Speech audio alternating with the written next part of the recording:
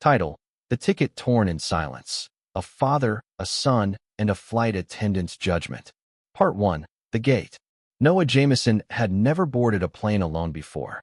At 12 years old, he was technically old enough to fly as an unaccompanied minor, something both the airline policy and his father's confidence fully supported. But that didn't stop the nervous sweat collecting under his palms. His backpack, snug against his shoulders, was packed to precision. Snacks, a sketch pad, over-the-ear headphones, and a folded letter from his mother. "Sit by the window and look at the mountains," she had written. "You'll feel like you're flying over a painting." He had read that line over and over, gripping it like a spell against the nerves. Seattle wasn't home, but it was his destination, 2 weeks at a robotics camp sponsored, in part, by his father's company. He was the only student from his school attending. His mother's proud smile at the drop-off that morning was still fresh in his memory. Noah had followed every rule. Checked in early, received his gate info, waited patiently in line. As the gate agent scanned other passengers in one by one, he stepped forward when it was his turn. That's when something shifted. The woman at the counter wore a crisp navy blazer, a name tag reading Margaret Kessler, and bright red lipstick that clashed slightly with her skin tone. She held herself with that subtle, exhausting air of someone convinced they were too important for basic questions. Margaret glanced at Noah, but not at his ticket. "Are you lost?" "No, ma'am," Noah replied, keeping his voice steady. "I'm boarding flight 426 to Seattle." She didn't reach for the scanner, didn't check the monitor, just tilted her head, narrowed her eyes, and asked, "Where are your parents?" "I'm flying alone," he said, holding out the printed confirmation. "My dad already boarded earlier." Margaret sighed, long and deliberate. "We don't just let kids wander up here on their own." "I'm not wandering," Noah said firmly, lifting his ticket. "It's right here." Instead of taking it, she plucked the edge with 2 fingers like it was something she didn't want to touch, glanced at it for a few seconds, then, without warning, tore it straight down the middle. Noah's mouth opened, but no words came out. He just stood there, staring at the halves in her hand. "There," Margaret said flatly. "You'll wait here until we figure out who you really are. I've seen enough fake passes to know when something's fishy." The room tilted. People behind him glanced at each other, but said nothing. Not a single voice rose in protest. "I didn't do anything," Noah said quietly, his voice beginning to tremble. "You're being disruptive," Margaret snapped. "Don't make this harder." "Disruptive." The word echoed in his head louder than her voice. Noah looked around, silently begging for someone to step in. The other staff, the security officer leaning against the wall, a fellow traveler. No one did. Margaret waved at another attendant. A younger man in his late 20s with a headset came over. "Can you get TSA? We might have a situation." That's when fear set in. Not of flying, but of this. Of being stuck in public, humiliated, invisible. He slipped a hand into his jacket and clutched his mother's letter. He didn't pull it out, just held it. And still, nobody moved. But someone was watching. The terminal buzzed with its normal hum, rolling luggage, a baby crying, laptop keys tapping. The world kept turning like nothing was wrong. Noah stood frozen, the torn ticket in one hand, the letter in the other. Ryan, the younger attendant with the headset, shifted uneasily. His name tag flashed as he moved from foot to foot, clearly uncomfortable. Margaret, meanwhile, stood like a sentry, arms crossed, chin high, like she'd just averted a security threat. "Ma'am." Noah tried again, quieter this time. "My dad's on the plane. His name is Isaac Jameson." That made her pause. Just briefly. A flicker of something crossed her face. But then it vanished. "I don't care what name you drop," she said.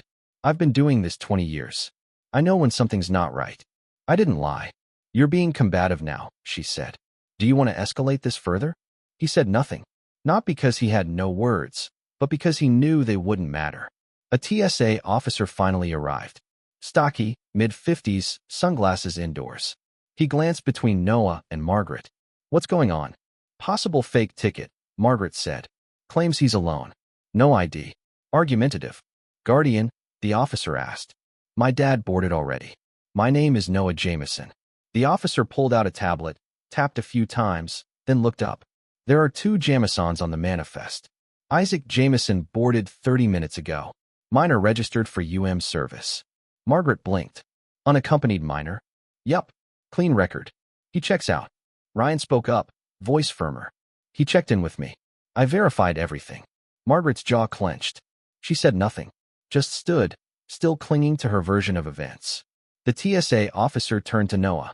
You okay, kid? Noah nodded. Not really, but he wasn't about to say otherwise. Looks like someone jumped the gun, the officer muttered. But Margaret wasn't finished. He shouldn't have approached the gate alone. Protocol exists for a reason. Ryan shook his head. He followed the rules. He even double-checked with me an hour ago.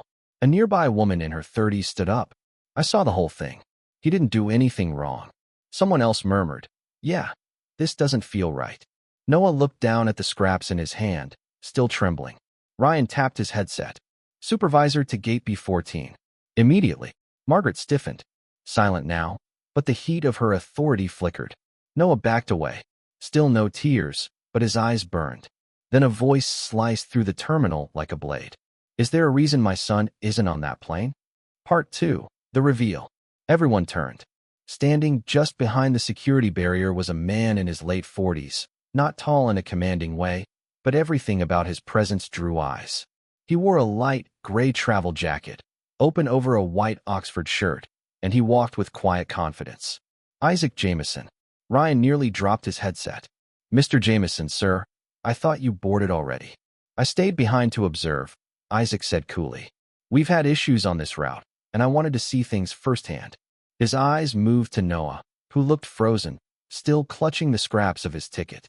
And it seems I saw more than I intended. Margaret straightened. I wasn't aware you were. You weren't supposed to be. Isaac cut in, not rude, just firm. Noah took a step toward him. Dad, she said I had a fake ticket. She tore it up. Isaac didn't flinch. He turned calmly to Margaret. Did you scan his name? Well, no, I didn't get that far. Did you check the list? The tag on his backpack links directly to his manifest. I didn't think I needed to. Isaac gave a quiet nod. You didn't think. You assumed. Her cheeks flushed. Ryan stepped in. I verified everything at check-in. The system had no issues. Isaac looked at him. Then why was his ticket destroyed? Margaret opened her mouth, but nothing came out. Isaac turned toward Ryan. Please bring a supervisor. And flag the gate security feed. I want the footage from the moment she intercepted him.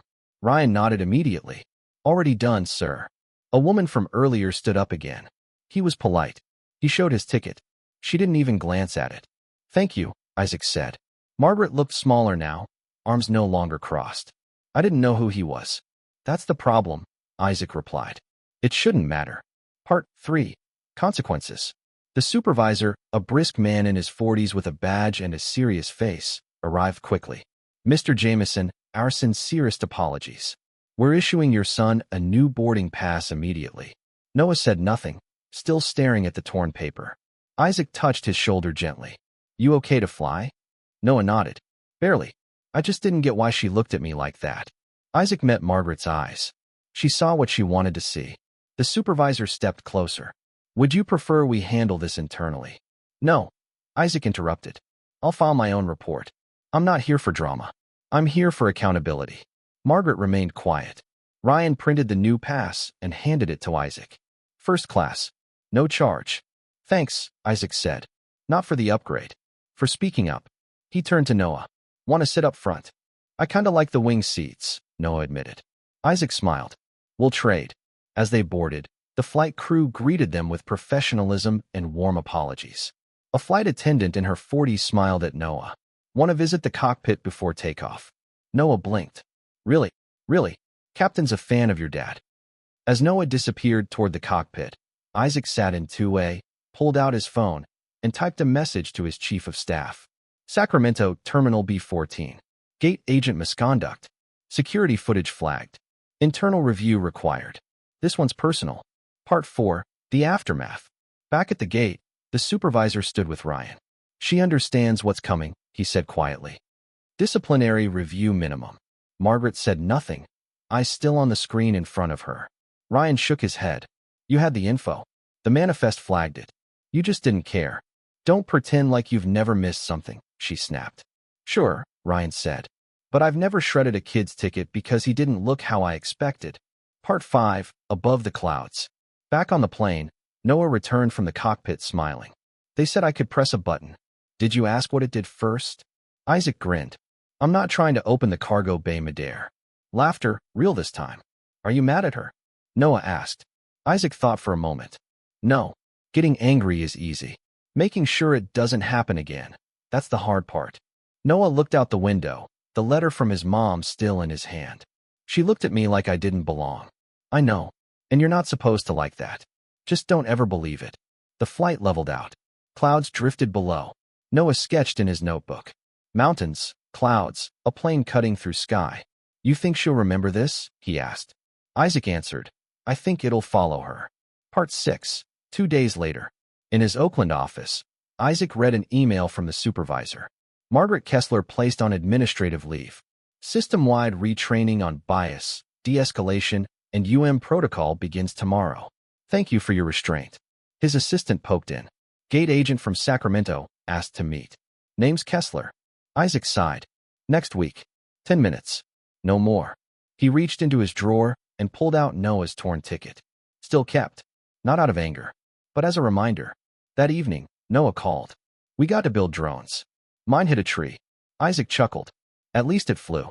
This kid from Texas said I look like I'm gonna run stuff one day. He's not wrong. I drew her, Noah said. Not mean. Just regular. Behind a desk. Wrote do better on the window. Isaac let that land. That's a good drawing. I think I'll keep it. Final part. A father's flight. What happened to Noah wasn't rare. That was the problem. It wasn't shocking. It was a pattern. But patterns can be broken. Not with noise, but with action. With clarity. With raising sons who know how to stay composed when the ground shifts beneath them. Not every kid has a father waiting in the first-class lounge. That's why silence is dangerous. Not just at airports, but everywhere. So if you're reading this and thinking, I've seen this happen, or I've been Noah, or even I stayed quiet when I should have spoken, you're not alone. But remember, silence doesn't protect. It permits. And when you finally speak, systems start to shift. Respect shouldn't depend on recognition. And no child should be treated like a problem just for trying to find their seat.